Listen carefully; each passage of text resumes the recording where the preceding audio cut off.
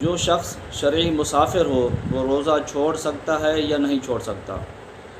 تو عرض یہ ہے کہ اللہ تبارک و تعالیٰ فرماتا ہے کہ وَمَنْ كَانَ مَرِيضًا أَوْ عَلَى سَفَرٍ فَعِدَّةٌ مِّنْ أَيَّامٍ أُخَرَ،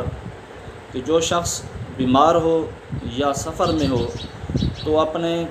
چھوٹے ہوئے روزے، جو روزے اس سے چھوٹ گئے رہ گئے، وہ روزے بعد میں قضا کر لے، بعد میں رکھ لے۔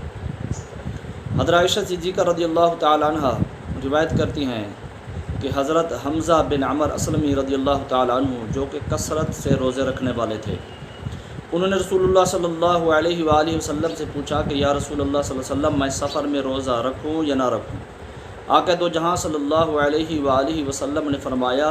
تمہیں اختیار ہے، چاہے تو روزہ رکھ لو، چاہے تو نہ رکھو، روزہ تمہاری مرضی، روزہ رکھ بھی سکتے ہو اور روزہ چھوڑ بھی سکتے ہو سفر کی حالت میں۔ تو اس سے پتہ چلتا ہے کہ مسافر کو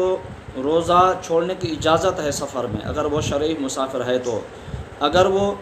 سفر کی مشقت کو برداشت کر کے روزہ رکھ لے تو اس کے لیے روزہ رکھنا افضل ہے،